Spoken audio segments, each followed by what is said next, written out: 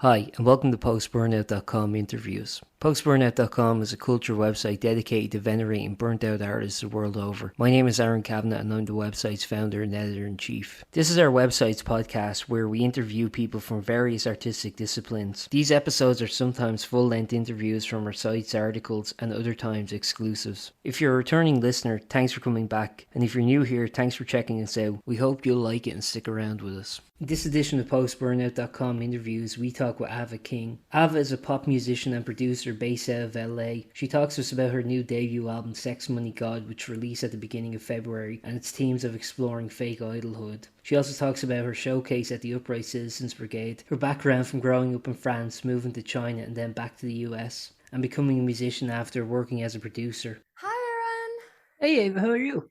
I'm good. How are you doing? Yeah, I'm great. It's very nice to meet you. Very nice to meet you. Oh, just so you know, my name is pronounced Ava, but it's totally Ava, fine. okay. And your name is pronounced Aaron, right? Is Aaron, that yep. all right, got it down. Yeah, how's your day going?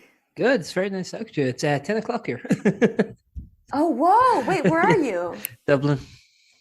Oh, Dublin. Yeah. Okay, got it. Wow. Well, thank you so much for making the time to meet with me, even though it's so late at night for you on a Friday night. I have no sleep pattern, it's fine. You have no what? Sleep pattern, it's fine. I just sleep party? pattern. Sleep pattern. Oh Yeah. man. Sorry, my accent's gonna become a huge issue. No, it's all good. I am currently lacking a sleep pattern too, so we are on the same page. Nice. Yeah, so there's a lot to kind of dive in with your career.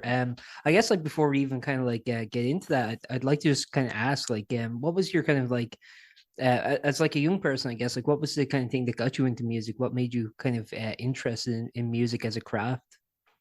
Yeah, let's see. Well, when I was little, I grew up as an MTV kid. Yeah. So I grew up on Britney Spears and Baby One More Time, and that was really fun. And I also really loved musicals. My parents just played a lot of musicals, Singing in the Rain, a bunch of those. And yeah, so just growing up, and we would always try and put shows on for my parents. I wrote various songs, and some actually then ended up being, I don't know, just copies of other songs, but I thought they were mine and all of that stuff. But it was really fun. Yeah, and then later on in my late 20s is kind of when I always loved singing, but kind of put it to the side. And then in my late 20s was really when I was like, okay, hold on, I really actually just want to learn more about the craft of producing and how to make music. And so that's why I came to LA. Yeah, actually, before that, what was your first instrument that you would have played? Piano, yeah. Okay. Very lucky to yeah, just have parents that wanted me to learn how to play classical music. And I think the best the I can't play like that anymore, but the sort of the best that I got to was starting to play the Rachmaninoff, what was it, the symphony? The concerto. Oh, the one that's so romantic. The one that's kind of the I think it's concerto number 3 or symphony number 3 or something like that, but I can message that to you. Perfect. Yeah, so like so how old you have been like learning music initially, I guess, like learning piano? Well, I was very lucky. I grew up in France, and I don't know Yep. how things are in Ireland, but in France, music classes are like, I almost want to say they're almost free. Yeah, definitely We not just the have case here. No, yeah, No. we just have, it was so lucky that my mom decided to raise us in France. So she would just, Yeah. and it's like the music conservatory is just kind of a place where when you don't know what to do with your kids, you just drop them off at the music conservatory. Yeah. And for like $10, they can stay there in the evening and take music classes all night. So I was very lucky. That I guess that my mom didn't want to see us that much in the evenings, but no, I kid. It wasn't that many nights a week. But yeah, so I think I don't know, I'm guessing like 11, 12. Yeah, when that all started.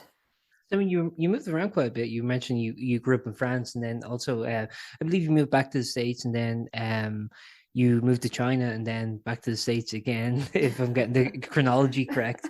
Um, yeah, but it was kind of like My understanding of kind of like of your background was that it was when you were in China that you started studying online at Berkeley. Is that correct?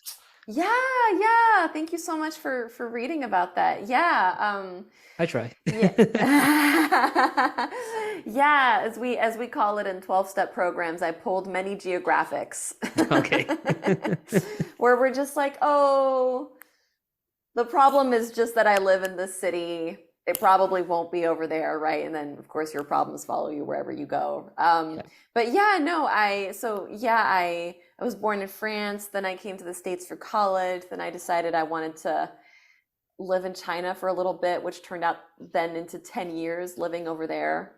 Yeah. And then, I was again, a lot of luck. I had some success over there as a TV host.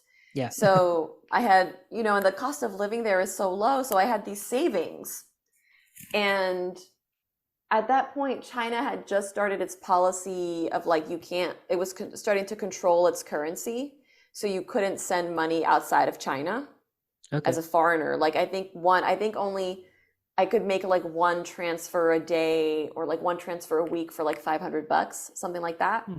Okay. But there was a loophole called PayPal, Okay. which I could get as much money as I wanted out on PayPal. And coincidentally, the Berklee Online School of Music accepted PayPal as a payment.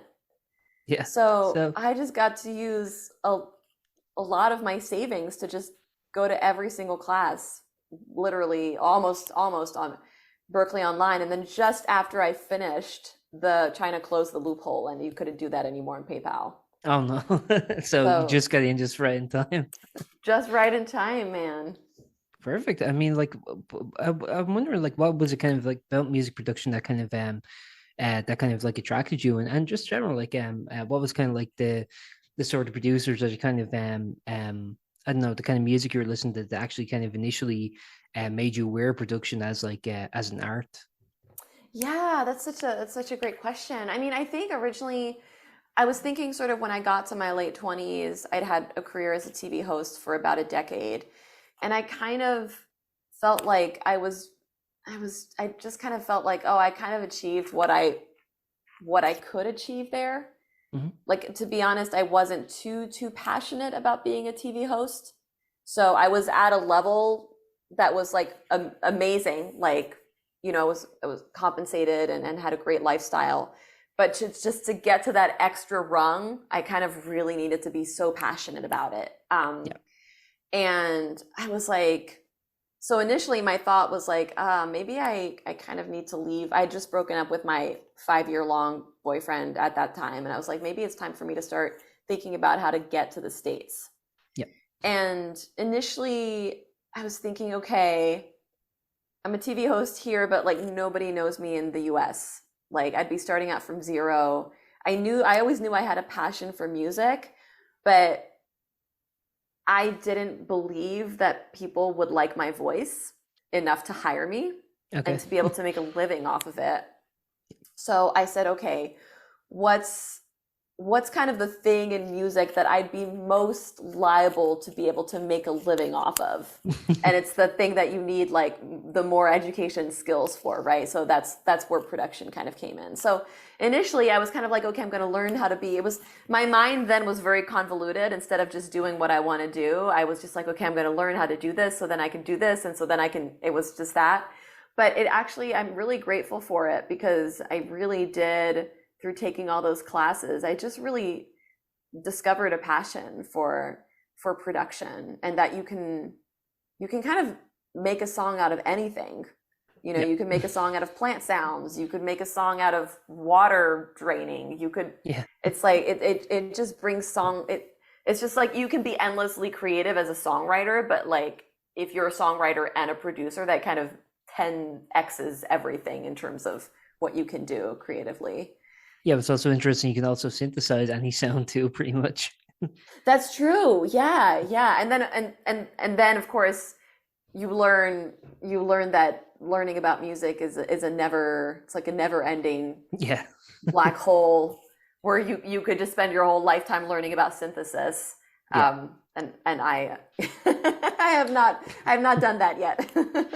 Yeah, I think that's actually kind of like a huge barrier of entry, perhaps for like new musicians or people who just want to work in the music industry. Is that I find like for a lot of people I interview, there tends to be kind of somewhat of an anxiety about like, well, I need to kind of hone my craft a bit more before I can actually start releasing stuff or putting stuff out. But I find like a lot of times, once kind of artists start just doing it and just like releasing stuff, even if it's not, the definition of perfection or whatever, it's still like it's better to have stuff out and than to not, I guess. Just to put it very Yeah. simply.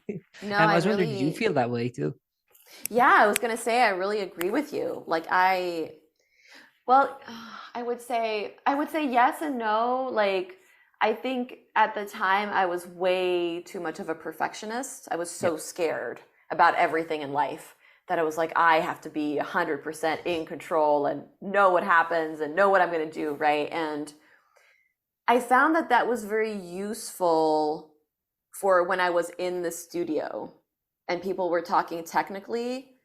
I wasn't overwhelmed because I was like, oh, they're doing that with the EQ. It wasn't like a mystery to me. So that was helpful. But I think I wasted a lot of time when I could have just been writing and releasing. Yeah. So I'd say I lean more towards your point of view. When you were growing up, did you record any of the music you made, or was it all just kind of like, I don't know, for family and friends, or how was that? Yeah, did I record anything? No, I did not. I did Okay. not. I just kind of just like played on the piano and was like, "Mom, I made a new song." I was like that with guitar. Yeah, yeah. And then my mom would have to, I don't know what I was doing. I was like probably just like, I don't know what I was writing about. She's probably had to stand there very patiently, just being like, okay, yes, 3 more minutes. And then I have to say, this is amazing. Yeah, they're like, oh. Yeah.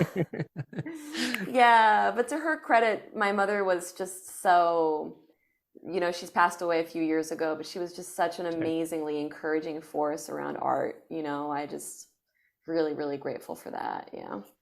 Yeah. And what was the first project then that you produced or that you worked on in terms of engineering? Hmm. Ooh, so I got lucky that God, what was the first project? Oh man. I want to say I want to say McKinnon. Okay.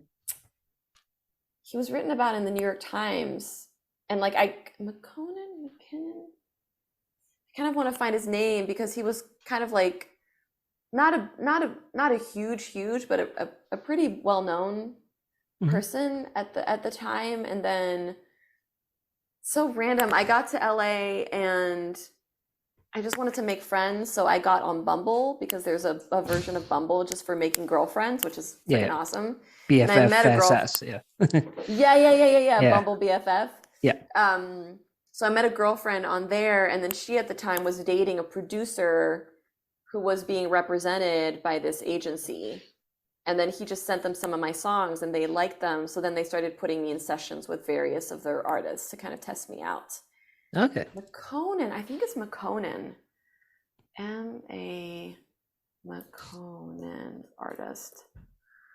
McConan rapper? Yeah, I love McConan. Yeah, he was the first session I did. It's it's Ilove.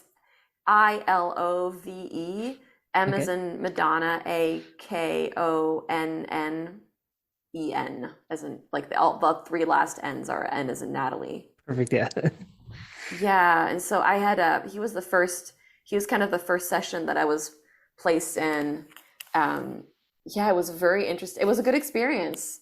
Um, Very, very anxious and nervous. I realized after that I think I don't know, this might change. I need to work on my perfectionism a little bit more, but I think I might be too much of a perfectionist to be one of those like in session producers that I really admire. Like Yeah. the artist is there in front of you and you're just kind of producing on the fly in front of them and you're just responsible for the whole vibe. And I've done that a few times, and it's just it's really put me through the ringer. So do you like kind of having the stamp on other people's music, or are you content to kind of go like, well, this is yours, I'm kind of, going to step back? Because I know from production standpoint, when it came to other people's music, I mean, yeah, sometimes you get producers who have that, like, I don't know, kind of different attitudes about that, about how much of a personal stamp they add on other people's music, you know? Yeah, that's such a great question. So I was very lucky that I kind of met and was mentored by a producer called Rob Cavallo, Mm. who's quite a big name in the industry. And so kind of his lineage of mentorship is kind of, you really offer up whatever the artist wants on a silver platter. Yeah. Like this is the artist's show. This is their vision, and you're kind of there to be of service. I think, and also, I don't know, this might sound a little bit weird, but I've just personally always loved kind of learning, or I don't know, I've just always loved copying. Okay. It's gonna be like, but not definitely, not like, I hope this quote doesn't get taken out of context, but No, I'll quote it fully. I want to hit job. Because that would be interesting. But the full quote would be, I really love it when artists, they give me references, and I just kind of get to study, because often artists will be like, oh, I want to create a new genre that's like bossa nova meets metal, something like that, right? And I just really love studying the genres, studying the bossa nova, and just like figuring out how to meld those together. So I wouldn't say I don't think, like, if you just gave me one reference, I don't think that's really necessarily what I like. But if you give me more than one reference, I just really like incorporating different elements. Sometimes people will be like, oh, I want Elton John strings on this, so I'd spend an afternoon kind of listening through Elton John's music and just really getting his string sound and the composition down. Like I really love, I do love writing songs, but maybe as much or even more than writing songs, I just love being a student of music. Yeah. Yeah. Actually, it's kind of interesting. So from production, then I believe you started working as correct me if I'm wrong, if I'm getting the chronology wrong or anything, but I believe from there you started doing kind of session musician and kind of like doing vocal tracks for other people. I don't know if you've done instrumental for other people as well, but I know that you started working with other people's music too. Was that kind of the first like stepping stone to doing your own music, or am I getting the timeline kind of mangled? Oh yeah, no, and thanks again for asking. So honestly, it was all at the same time. Yeah. It was just like when I got to LA, I was like, how the fuck am I gonna make ends meet?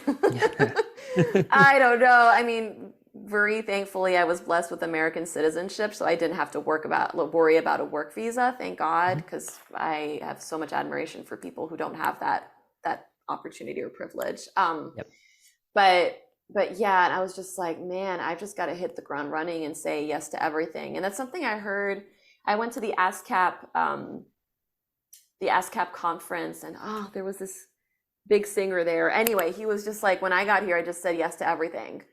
He was like, people wanted a trumpet on a track. I did not know how to play the trumpet. I would learn how to play the trumpet. And so I kind of just took that kind of thing. People would say, can you do this? Like, I think one of my first gigs, actually more on the writing, singing side, was just this guy that put up, oh man, this is so funny. He just put up an announcement on some forum, and then a friend of mine saw the announcement, and then I ended up meeting this random guy at Starbucks at 3 p.m. in the middle of like studio, like nowhere, on the side of the highway, basically, in the hills. And he was like, yeah, can you just write and sing 12 songs in Chinese?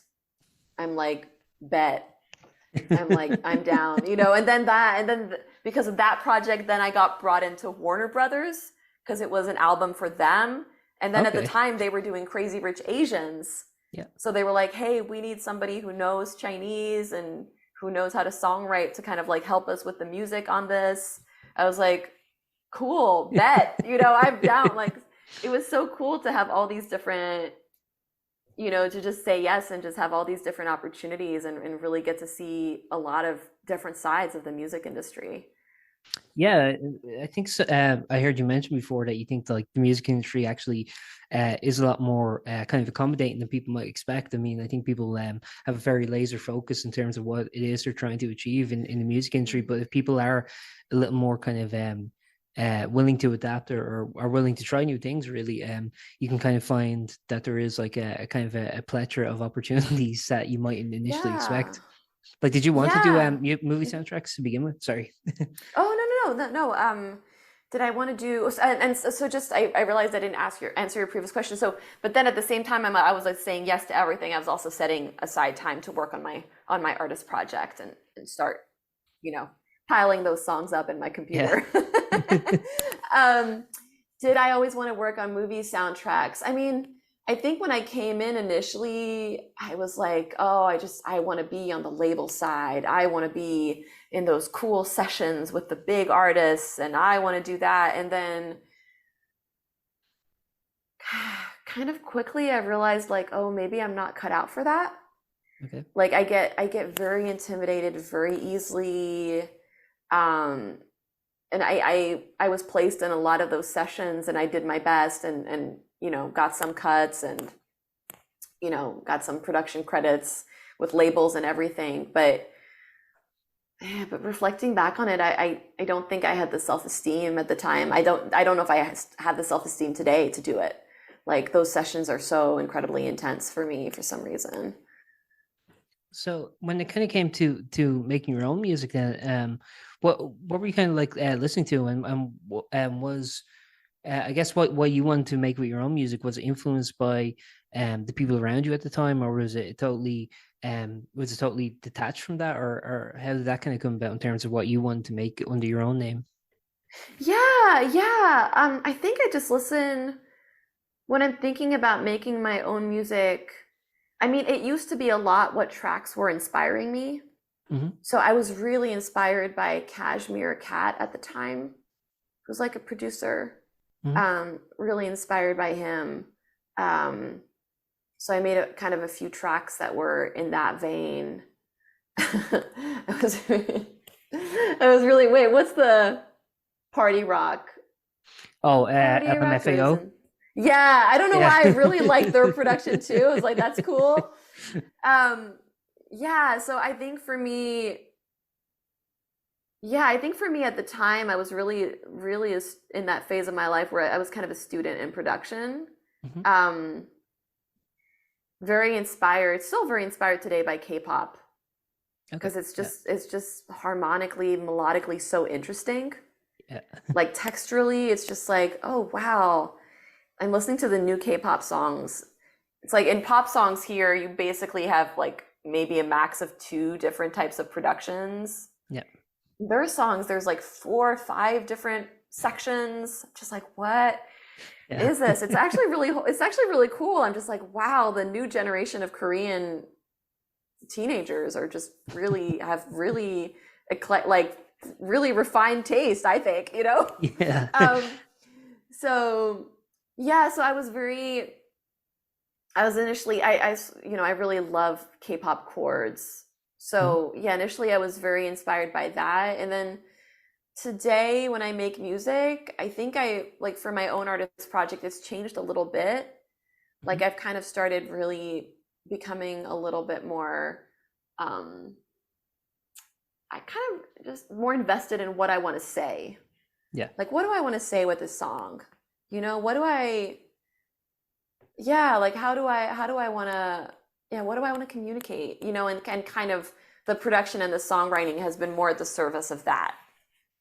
That's an interesting means of kind of going about songwriting, for kind of like seemingly like working from production backwards. Because I know but most artists I talk to, it's kind of like they write the songs and then like after the fact, kind of production becomes a factor, and they see how much production can kind of elevate their work after the fact, kind of. But yeah, to kind Mm. of like look at it from the perspective of here's what I want to sound like from a production standpoint, and to have like producers as your reference point, I think is like I don't know. I think it really got to show like well, first of all, the variety in ways that someone can write a song, but I think also, just like how other people's kind of education with music and other people's kind of experience with music can vary in such like different ways. Yeah, exactly. And like what part of the songwriting process is like the most fun for Mhm. people? Like there's a lot of people that just like sitting down at a piano and just being like, yeah, I'm gonna write a song from my heart while I'm playing the piano. I'm just gonna kind of, that's really cool. I would love to be that kind of a songwriter. I don't know if maybe I might be that songwriter one day, but right now it's kind of like, oh, I'm really pissed about this, or I'm really obsessing about this. Okay, I want to write a song about this. Like, and then I go on Splice and I'm just like, okay, like what sounds can I find that kind of go under this? And then I'll just build the track out, and then I'll be like, okay, what kind of a melody? Like I write them. Well, I always write the melody and the lyrics separately. Yeah. Like I know a lot of songwriters, very talented songwriters that will be able to write two at the same time. I'm just like, all Yeah. props to you. Yeah. This girl here is going to write them separately because I don't want to be in a studio session trying to rhyme love with dove for an hour. Like it's not, no, it's not Yeah. happening. Yeah, but it's cool. When I was a little angsty punk rocker, when I'd write my kind of like social commentary that was really bad when I was like like Oh, adolescent. Well, when I was like 15 or something, it's just like, but trying to solve all the world's problems. But like I would like write oh, the lyrics out kind of like as prose basically, and then when it actually came time to kind of incorporate them into music, I'd realize there's like, oh, this one has too many syllables. I'd have to like basically Frankenstein my own lyrics. So I think it's like it's an interesting perspective because like I've known some people actually who sacrifice kind of melody just for the message, I guess. Sometimes like especially in punk it happens a lot, where it's like, yeah. the syllable kind of trips over to the next verse or something, like just it's just a bit wonky, but I think it's like it's Mm. just so cool, the kind of like means of variety. And obviously I mean like, talking about like your album like Sex Money God, I mean like, obviously I found it kind of like it's obviously very kind of electro pop kind of generally upbeat feeling, but I think like the actual lyrics are very harrowing, and it's Oh, obvious that you're trying. Well, I mean, it's obvious that I you're trying to love like it. make a statement. It's like I really get like I don't know, especially with the songs with like allusions to Harvey Weinstein. I'm like, this is like Yeah. it's very, but it's like it's very important, and it's very like, I don't know. It seems like I don't know, people's conception like misconceptions could be like that, kind of like if you want to make statements, you have to make this kind of music, and that like pop isn't the avenue for it or something. I don't know how to Mm. articulate it as well as I probably Yeah, no, want to, you're but yeah, yeah. no, you're being very But clear. do you think that like I think what your album showcase that you can kind of marry the two concepts, Yeah, no, I thank you so much, and thank you so much for mentioning the Father Harvey song. That's Yeah, definitely been for me I'd say my most vulnerable, raw song, I think. yeah, Um, and yeah, no, I mean, I love a love song, right? Like I'm a sucker for a love song. I love dancing to them, but for some reason, it's not really been on my heart to write them. hmm Um, yeah, and I really agree with what you said is that it doesn't you can write anything in any format. There doesn't need to be, I mean, it might my subject matter might not be picked up by everybody. sure, yeah, um, but yeah, I do love the idea of like, yeah, if I'm writing social commentary, it can just be wrapped up in a bubblegum pop wrap. Like yeah. that's okay too, you know. Yeah, and actually, I think like the album has like a really good theme. I mean, of 9 songs, it's kind of you do three on sex, three on money, and three on God. Yeah, and I was wondering, like, was that kind of a concept that was initially cooked up to get a true line through the songs, or was it something that was kind of you thought of after the music was all compiled together, or how did that kind of like theme come into it? Yeah, it's a great yeah, so the songs, I think I wrote, I think I must have written maybe like 15, 20 songs for the album. And then, but I'd never really released an album before, and I hadn't really released the songs. Um, I just kind of accumulated over the last few years. And then I don't know. It's an interesting question. When did the sex, money, God thing come up? I think it was. I think it was not this summer, but last summer. I got laid off from a job, and I was like, okay, God, what do you want me to do this month? And I mean, I don't know. I have, who knows? I might be Joan of Arc. I might be like some crazy schizophrenic person. I don't hear God's voice in my head, but I feel like, oh, sometimes I do hear God's, like, I don't know, just intuition, right? Sure. So my intuition just told me, no, you have to finish the album and then write a show about it. Yeah. And so that's kind of when kind of I was very interested. I think the Father Harvey song was very important because I'm very fascinated by this concept of false idols, like the things we worship as a culture, as a society, right? And how that's it's kind of perverted us in a lot of ways, and made us focus on things that are not actually conducive to happiness or fulfillment, but we just kind of think they are because it gives us a temporary high. So we're like, oh, having money in my bank account, or like being famous, or being successful, or having a sexy partner, like this is, then you feel happy for like a day, and you're like, this is what happiness is about. And then the second day you're like, oh fuck, I'm not happy anymore. Oh, I have to get it again. The secret, and you're like, wait a minute. And so just really fascinated by this part of the Bible where Noah comes down, and all the I think it's the Jewish people have like these false, or the tribe of Israel has these false idols that they've started worshiping. And he's like, what the fuck are you guys doing? That's not really God. Direct quote. Yeah, direct quote from, wait, was it Noah? No, who was it? Moses. Sorry, Moses. Yeah, direct quote of Moses. What the fuck are you doing, guys? Let's get this shit together. That's not God, And he banged his staff. yeah, and then he banged his staff, exactly. So I was just kind of like, oh, it'd be kind of cool to have an album concept about like me looking for God in the wrong places. Yeah. Where do people look for God? I think what's kind of interesting about sort of like the kind of like post Me Too era is that I do think like there is a lot of critical evaluation of a lot of the people that we once kind of like deified, and I think like there is sort of a kind of reevaluation of that. But also I think like people are kind of coming to a more of a realization that you really shouldn't deify anyone, like no matter how perfect they might seem. Yeah, that's such a good point. It's like, I think a lot about, fame and kind of how kind of the people we look up to right now. I don't know. I mean, I don't want to criticize like actors or singers. Like, we were all put on this planet to be creative, right? In the way that we're moved to, right?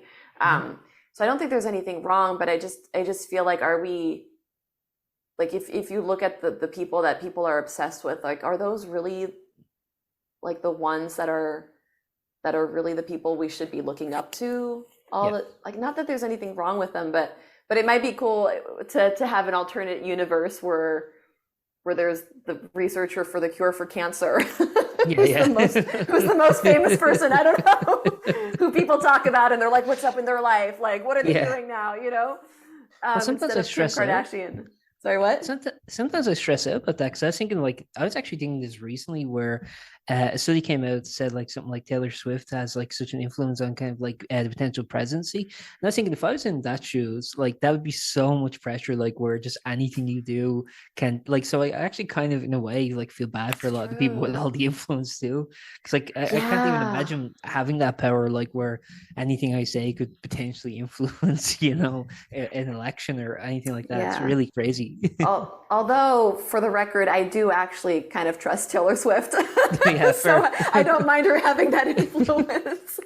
Yeah, no, no, I'm not. To be clear, I'm not shit No, no, talking Taylor no. I Swift, know what you but mean. it is kind of like such a weird like position to be in, where it's like imagine just having Yeah, that much influence. It's like, where you're just like, or it was like me in China, and not that I had that type of fame, but I had some notoriety, and people were asking me about these big questions, and I'm just yeah,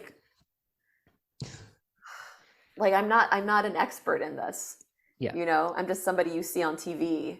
It's very interesting. This maybe that'll actually, I don't know. Well, the show right now that I just did, that kind of is really exploring this concept of fame, because it's really about us. There being something in our brain where we recognize it's something about familiarity. Like, I'm sure it's part of a developmental, what is it called? Developmental psychology, or what is it called? Oh, I'm blanking on the word, but whereas human beings, people who we saw the faces of more were safer yeah. for us, or something like that. It's just pattern recognition, or like kind of like that. Yeah, maybe something Yeah, like that. So that fame, it's really about what it really is just about, like, oh, how are we, we feel like we know these people because we see them yeah, often, yeah. but we don't Uh, we don't know anything about them. Yeah, and even if it is someone you're familiar with, you don't really know anything about anyone all the time. Sometimes you don't even know everything about yourself. Yeah. You know? I think I'm the blindest actually to myself. I think we all are. Yeah. I do want to talk. You mentioned the show there. To be correct, this is the show with Upright Citizens Brigade. Is that correct? Yes, exactly. Yeah, Yes. I did the show on Monday. Perfect. But the idea when you were making the album to make it the concept like that, or was that again something that came after the fact? Yeah, so kind of last summer, when I had that month of free time, I wrote the album, and I was like, oh, I get kind of, I don't know, I don't know how to say this in a politically correct way. It's just like I'll go to concerts or to shows, and I'll just get a little bit, not bored, but I'll just be like, when the singer is in between the songs, Yeah. they're like, this is a song I wrote about my childhood and blah blah blah. Yeah. Like, they're that, and I'm just like, oh, that's such a waste. Yeah. Like, that space, could be put to could and I really also, I just felt that there was something that I wanted to say with the album. Like, I felt like, oh, I want to kind of really put out work where that helps me process that, this idea that I have to be anything or be somebody or do anything in order to be worthy and good and right. Like, that's like bullshit, right? So I just wanted to have music that, and a show that when people come out of it, they're just like, oh, right, I'm cool. Yeah. I'm cool. Life is cool. Ain't got nothing to worry about. So I don't know. So I kind of, when I was writing the album, I was like, oh, I kind of wanted to just, I mean, initially it was like a whole thing. Initially I was just trying, because I'd never written a show before. So I was like, I don't know how this works, but I think like, normally now I know that, okay, you write the show first and then you write the songs to the show, right? Now I Yeah. know that. But at that moment I was just like, oh, I can make it work.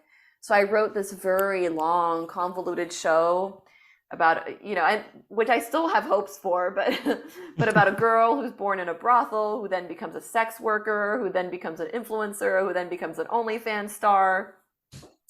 Yeah, and I wrote that show, and yeah, and then of course, I brought a team around me, and they were like, well, what about if we do it this way? Yeah. If we That's change it up a little bit, like, do you know anything about being a sex worker? Not really. Then Yeah. maybe we can write about something different. So what did the final product end up looking like then? Yeah, so I'm yeah, very proud of it. But basically it's like a comedy satire. It's like a cookie dough of comedy and satire and farce, and then kind of like the music is the chocolate chips inside. Yeah. And it's I love it. I had a lot of fun writing it. It's basically this character called Sarah, who is a super narcissistic, greedy, like just the worst of anybody basically. Yep. She's that person that you're just like in your circle of friends that you're like, oh no, here she comes again. And I didn't actually realize where the name Sarah came from until my one of my best friends was here, and she pointed to like a painting on my wall, and she's like, who is that? And I'm like, oh, that's my childhood cat, Sarah. And then I realized like, oh, I was actually, because my childhood cat Sarah was such a bitch. She was beautiful, wonderful cat, but very, very food focused, very, So cat. like cat, yeah. Yeah, exactly. Yeah. And really the attention had to be on her at all times. When she wanted what she wanted, it was always like, now it's time to give it to me. And so I don't know, but I think subconsciously I'd been channeling her personality for this role. So it's like the musical Cats again. Exactly. But it's like a more honest take on Cats. More honest take. And I mean, I absolutely love Cats, and she was a sweetheart, but she was also a bitch. So yeah. I do want to focus on one song from the album that is Someone There, which was kind of like, I think it takes a notable kind of different approach to the music than the rest of the album. Obviously it's more kind of a kind of softer acoustic driven song. I was wondering what was the kind of impetus for that particular song, especially making it kind of the penultimate track on the album too. Yeah. Oh man, that song. Yeah, I'm gonna be a little bit vulnerable here. So my sister my sister decided that she didn't want me in her life. So that's kind of what I wrote the song after that happened. And at that moment, I didn't really have any family in my life. And I was never like, I was in recovery then, so I wasn't like as suicidal, but I was kind of like in that point, in that space where I'm just like, oh, like I was still pretty, as we say, I was still coming off of my behavioral addictions. So I was going through withdrawal. I was pretty dry, as we say in 12-step programs. And I was like, man, life sucks. And gratefully, I don't feel that way anymore at all, right? But I was just at that point where I was just kind of like, oh, I really want, and sometimes you've got to do that. You've just got to write a woe is me, poor me song. And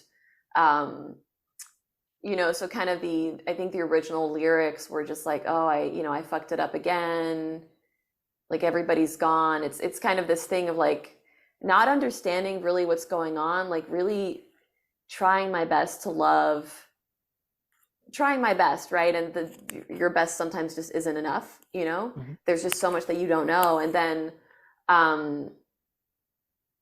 you didn't promise that life would be kind. Yeah, I don't know where the lyrics, God, you didn't promise that life would be kind, that life would be fair, but you said you'd be there. And I didn't promise that I would be good. I just promised I'd stay for as long as I could. Yeah, those lyrics just kind of came to me. I don't know. I think that was my prayer at that moment because I was a little bit angry at God. Mm-hmm. I was like, but technically in God's defense, you didn't promise this was going to be an easy ride. Yeah. And I didn't promise you that I was going to be an A+ student. Yeah. So here we are, But I think that kind of like free associating with the lyrics and kind of just like letting whatever comes out is actually kind of like, I don't know, it's sort of, I think maybe one of the best ways to write music in my opinion. It's interesting because we were kind of like talking earlier. You were saying like how you kind of like start with the kind of production side and then kind of like work backwards. And actually, what I was thinking an interesting parallel is that's kind of how you did a musical then as well. You kind of start with the music and then work backwards. So I think like when it kind of comes to the music aspect, then so when you kind of had those lyrics, did you already have the music down, or again, like how that, like in that particular song? I mean, yeah. I mean, I think that song actually, I think normally I just tend to write the lyrics by themselves. Like, and I think I'm coming more into a realization that, I think I am a bit more of a, like I'm half writer, half musician. Like I just love the word by itself. And so I think I was just really in a funk that day, and I was like, I just really need to write something about this. So I think I did that first. Yeah, and then I think then I kind of just wrote the chords separately. I Yeah. kind of was like, okay, what would kind of be chords that would fit under this kind of a thing. Yeah, so it was a little less of a producey song, was more of like okay, let's just try to write a song. Yeah. Well, one thing I always think is interesting because sometimes I write in that mode too, where you're just like kind of like just getting stuff out, and then you almost look back at your own that you wrote, and you kind of go, "Shit, I didn't know I felt that way." You Yeah, know? no, exactly. Yeah. Yeah, exactly. When I'm looking back on my songs, I really feel like, oh wow. And I mean, I guess, and that's what somebody in the music industry said. That's why we call it a record, Yeah. because it's just a record of who you were at that moment. There's Yeah. no right or wrong, or it's just a record of who you were, what your values were, what you were interested in. Um, yeah, I definitely feel that when I look back at these songs. When I look back at Father Harvey, I'm like, oh, I have so much compassion for the girl who wrote that. I'm just like, oh man, yeah, there was just so much, so much she didn't understand, right? Like she wanted to overcome. Yeah. I think I've asked everything I have to ask. I guess the final thing I'll just ask you is like, what's your plans then for 2024? We're kind of only in February at the moment, so Yeah, yeah. Thanks for asking. Well, I just did my audition. So my show was actually a 30-minute audition for okay. UCB. So just they have a 6% approval rate. So just fingers crossed. Thanks for us. Fingers crossed. Yeah, that I get to make that show into a 1 hour show.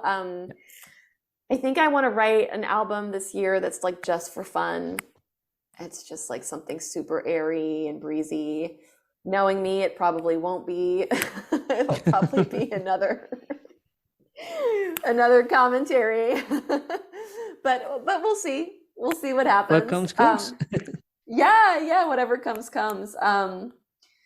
Yeah, and then I don't know. I think I want to focus, but I don't know. I think maybe this year I also just want to focus more on my friendships, honestly.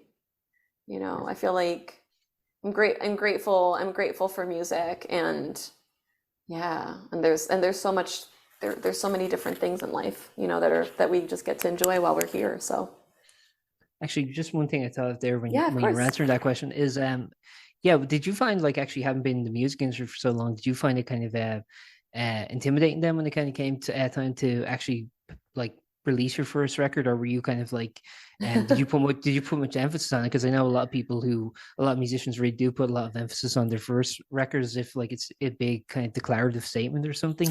I don't know how you Yeah. felt. Yeah, honestly, I mean, like I'm just one of those tortured brained artists. I just Yeah. had to let it not get the better of me. And I was just, I mean, I'm just always convinced that it's like this big ego, low self-esteem, right? So I go through phases where I'm like, my music is the best music in the world. And Yeah. then I go through phases where I'm just like, this is the worst piece of shit that anybody's ever written in the history of Yeah, yeah. like humanity, right? Um, so I had a moment because originally I wanted to do 12 songs. I wanted to do this whole thing with the record where in between each song I kind of had like a narration or kind of something a la Beyonce, with my voice, I feel all husky, and I wanted to do that thing, and then I just didn't have enough time, and I was like, fuck, I just got to release this. Yeah. So yeah, I was just like, it's better done and out than perfect and in my computer. I So think it that's, did come out pretty perfect. oh, that's so kind of you. Really appreciate you, Aaron. Thank you very much for your time. I really appreciate this, and best of luck with everything you have coming up. Thanks so much. Thank you for your time, and I hope you have wonderful, wonderful sleep tonight, even without a sleep pattern. I will not. Thank you. Okay. All right. Well, hopefully talk soon at some point this year, Yeah, but take perfect. care. Thanks very much. Okay. Bye. Bye. Bye. Thank you for listening to that episode of Post-Burnout.com interviews. If you liked it, please subscribe and stick around because we have plenty more like this coming soon.